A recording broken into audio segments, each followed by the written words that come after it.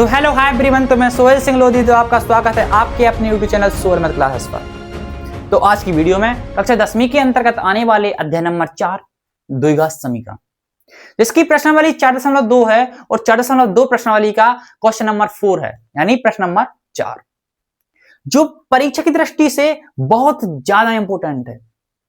तो आज की वीडियो में हम उस क्वेश्चन के लिए बड़ी आसानी से सॉल्व करेंगे। ठीक है, तो क्वेश्चन को बड़ी आसानी से देखने या सॉल्व करने के लिए बने रहें वीडियो में। तो हमारे पास क्वेश्चन है कि दो क्रमागत धनात्मक पूर्णांक ज्ञात कीजिए। दो क्रमागत धनात्मक पूर्णांक, सबसे पहले हम जानेंगे क्रमागत क्या होता है, क्रमागत धनात्मक पूर्णांक क्या होते हैं। सबसे पहली बात क्या है कि धनात्मक की बात हुई तो यानी 0 से बड़ी संख्या होगी। ठीक है, 1 2 3 4 5 कुछ भी हो सकता। ठीक है, दो क्रमागत बोला है, क्रमागत बोला मतलब क्रमागत यानी अगर एक है, एक के बाद दूसरे क्रम में क्या होता है, एक के बाद दो आता, यानी क्रम से होने चाहिए। ठीक है, तो हमें तो मालूम नहीं है कि दो क्रमागत धनात्मक पूर्णांक क्या है, तो हम मान लेंगे कि माना, क्या मान लेंगे कि माना दो क्रमागत धनात्मक पूर्णांक, दो क्रमागत धनात्मक पूर्णांक क्रमशः x तथा x प्लस 1 है। राइटिंग के लिए थोड़ा इग्नोर करना। ठीक है, अब हमने x और x प्लस 1 क्यों लिया, वैसे मान लिया कि x का मान मान लो 1 आ गया। ठीक है, तो x प्लस 1 यानी x का मान हमारे पास 1 आ गया, तो 1 और 1 यानी 2 आ गया। ठीक है, क्रम से है मेरे को, इसलिए हमने क्या माना कि माना दो क्रमागत धनात्मक पूर्णांक x तथा x प्लस 1 है। ठीक है, अब इसके आगे कंडीशन दी हुई है कि जिनके वर्गों का योग 365 हो, क्या हो, जिनके वर्गों का योग 365, यानी जो धनात्मक पूर्णांक है इनके वर्गों का योग क्या है, 365, यानी ये हमको दिया गया है, क्या है, गिवन है। ठीक है, दिया है, क्या दिया है कि जो ये पूर्णांक हैं इनके वर्गों का योग कितना है भैया, 365 है। एक्स स्क्वायर वर्गों का योग यानी एक्स का वर्ग और एक्स प्लस 1 का वर्ग कितना है, 365 भैया। हाउ है, आप क्या करेंगे, एक्स स्क्वायर का एक्स स्क्वायर रहेगा। अब यहां पे देखो हमको क्या दिखाई दे रही है कि x प्लस वाई की सरल समीकरण लगनी है। क्या लगनी है, x प्लस वाई की सरल समीकरण क्या होती है, x का स्क्वायर प्लस y का स्क्वायर यानी 1 का स्क्वायर प्लस 2x, y का मान है 1, इक्वल में 365 यानी 365।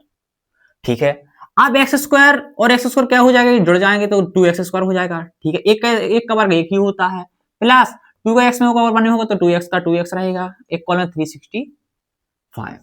ठीक है भैया, हाउ। अब हम क्या करेंगे कि जो ये प्लस का एक है वो इस साइड काय में जाएगा, माइनस में, क्या में जाएगा, माइनस में, 364 बचेगा। ठीक है, इतना तो समझते हो 10th के बच्चों। ठीक है, तो 2x स्क्वायर प्लस यहां पे क्या बचा, 2x। अब इनको हम एक साइड कर लेंगे, हाउ कर लेते हैं, एक साइड ना करके पहले एक चीज देखते हैं कि यहां पे हमको 2 कॉमन आ रहा, क्या आ रहा, 2 कॉमन आ रहा।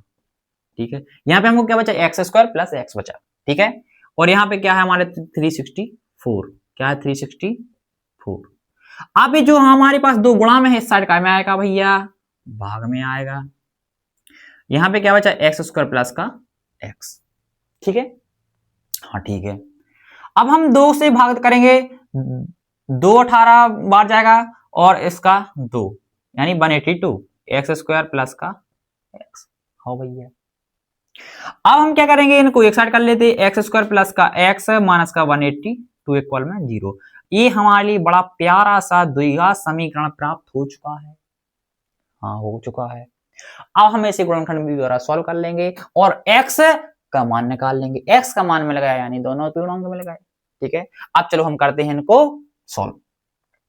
सबसे पहले गुणनखंड विधि से सॉल्व करने के लिए क्या होता है, क्या होता है भैया, हमारे पास ये होता है कि हमको एक्स स्क्वायर के गुणांक का अचर पद में गुणा करना पड़ेगा।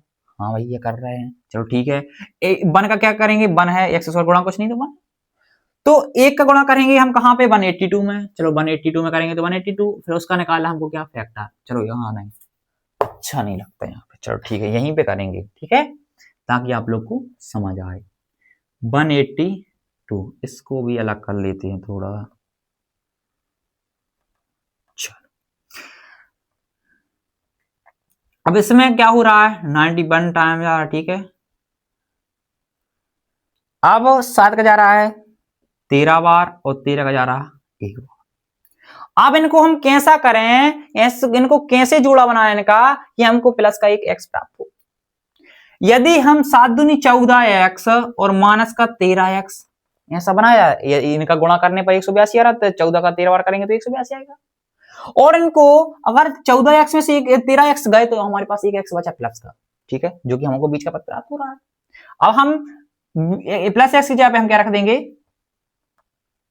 14 एक्स प्लस का और माइनस का 13 एक्स, हाँ भैया 182 इक्वल में 0। अब हम दो पार्ट में डिवाइड कर लेते हैं, क्या कर लेते हैं, दो पार्ट में डिवाइड कर लेते हैं, हाँ भैया लो कर लिया। क्या होगा यहाँ पे हमको x बस कॉमन दिखाई दे रहा है, क्या दिखाई दे रहा, x बस कॉमन दिखाई दे रहा है, तो यहाँ पे क्या बचा हमारे पास x प्लस का 14। अब यहाँ पे हम क्या कर रहे हैं कि माइनस हमने कॉमन ले लिया और क्या ले लिया कॉमन, 13 भी कॉमन ले लिया, हाँ भैया 13 भी कॉमन ले लिया। अब हम क्या करेंगे 13 कॉमन ले लिए तो यहाँ पे बचा x और माइनस का कॉमन ले लिया था तो यहाँ पे हो गया प्लस, ठीक है। अब यहाँ का 13 का 182 में 14 बार जा रहा, ठीक है, ये दोनों ब्रैकेट हमेशा सेम आने चाहिए। एक बार हम x माइनस 13 यानी ब्रैकेट की बाहर वाली संख्या को बराबर कर लेंगे जीरो के, एक बार अंदर वाली संख्या को जीरो के बराबर कर देंगे, हाँ भैया कर देंगे। तो यहाँ पे x का मान हमको 13 प्राप्त हो गया और यहाँ पे x का मान हमको माइनस का 14 प्राप्त हो गया।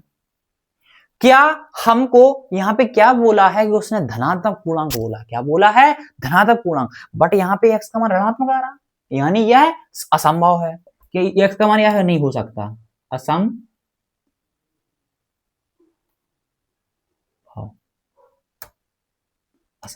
अब कोई बोलेगा असंभव गलत लिखा, आधा माँ बना है ये,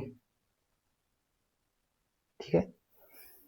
तो हमको x का मान क्या प्राप्त हुआ, सीधा सीधा 13, क्या प्राप्त हुआ 13, यानी हमारे पूर्णांक हैं जो, अतः दो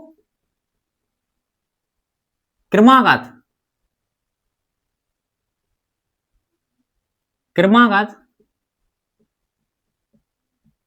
धनात्मक पूर्णांक x का मान 13 तथा 13 प्लस 1 बराबर 14 है, ठीक है। तो आई होप आपको बहुत अच्छे से समझ आया होगा, यह बेहद इंपोर्टेंट क्वेश्चन है। आपको यदि एक बार में समझ ना आया हो तो प्लीज वीडियो को दोबारा से देखें। यदि आपको वीडियो थोड़ा सा ही पसंद आया हो तो please like share and subscribe जरूर करें, ठीक है। यदि कोई डाउट हो तो कमेंट भी छोड़ भी जाएं। अब मिलते हैं नेक्स्ट वीडियो में एक नए धमाकेदार क्वेश्चन के साथ, जब तक के लिए bye bye. Thank you for watching.